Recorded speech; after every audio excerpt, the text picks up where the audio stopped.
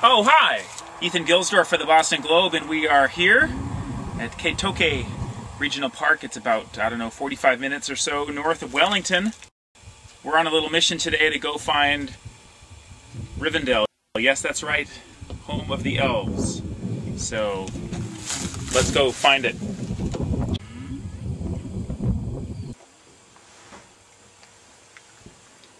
That's where we're going, right there. Rivendell, it's even on the map.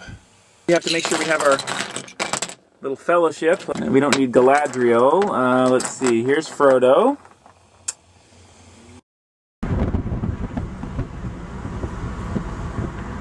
And Legolas. Pippin and Merry. We're getting there. There it is. Rivendell. Now, Legolas is missing his quiver. I believe it goes this way. There we are.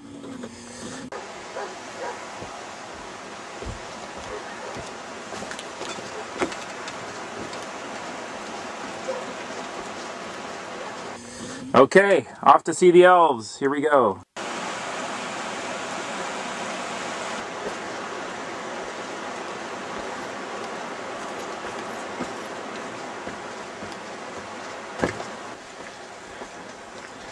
Getting closer.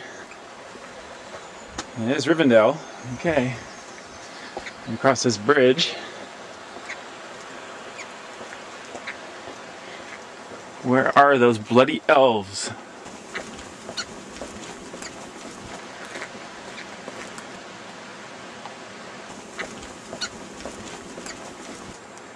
Well, here it is.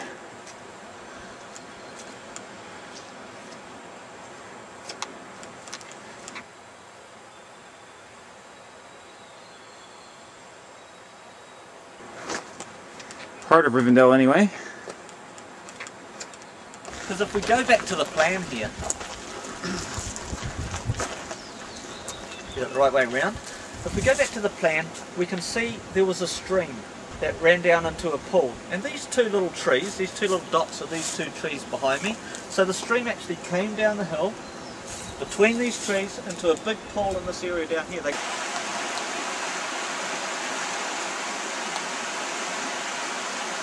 Okay, anyway, he comes in and together with the other hobbits they fight off the race. But in that process, Frodo does something really silly.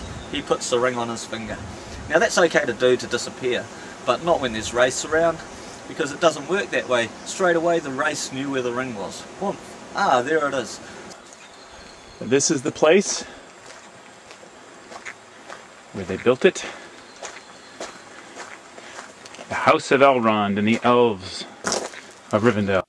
Behind me is this one here.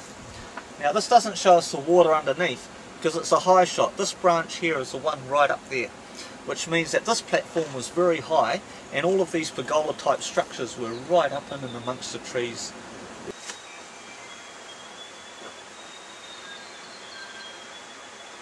Okay, he's in a pretty bad way. Let's try to find some down on the ground. He's cutting it and he feels a sword against his neck. What's this? A ranger caught off his guard. You see, it was Arwen, and she was just teasing him. I mean, Arwen and Strider, they had a bit of a thing going. So anyway, he tells her about Frodo, and she says, "Oh, we need him to get him to my dad. We need to get him to Rivendell as quick as we can, so he can get some urgent healing from Elrond, who is a great elf healer, of course."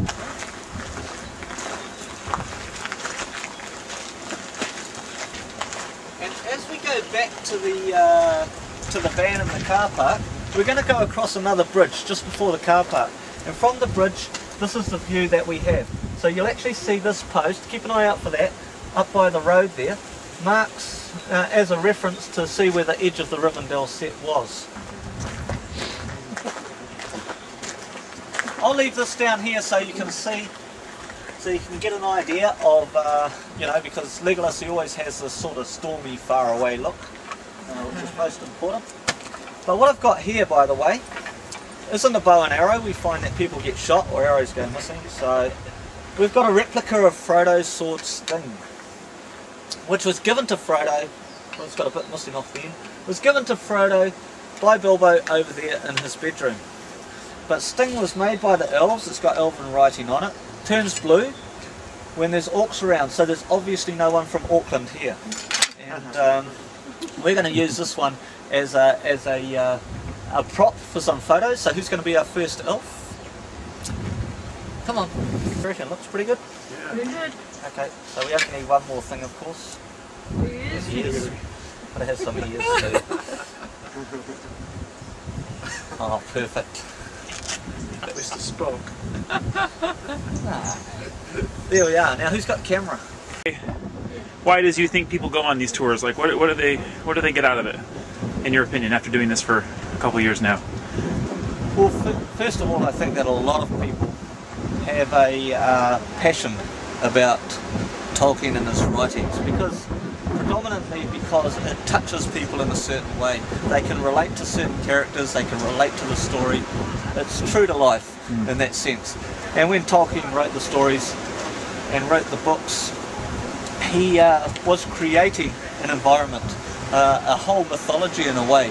And he wrote all of this history about Middle Earth. And in doing that, he's done something that not many people have been able to do. Awesome. Great. Now I've only got one set of ears. Now just stay there a moment. And then of course New Zealand has the scenery, has the environment that's made all the ideal settings for Middle Earth. And combining the fact that people have seen the movies and then realise that this little country down the bottom of the world there has so much to offer, so much scenery and so much to do. When they come here, how can they not do a Lord of the Rings tour? Because that's often the inspiration for people to come here in the first place.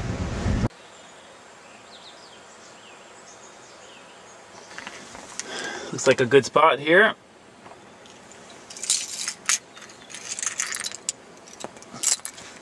Get them all set up here. Put Frodo in his little footstand here. Okay, Frodo. Very good. Legolas. Stand up, Legolas. There we are. There's Sam cooking his fire. Galadriel, Pippin and Merry, Frodo, Legolas. Part of the Fellowship anyway. In Rivendell.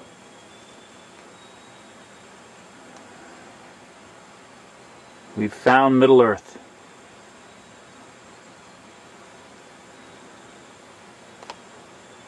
Wasn't it? Wasn't it Frodo? Oh yeah. Oh, Mr. Frodo, yes it was. Good day, mates.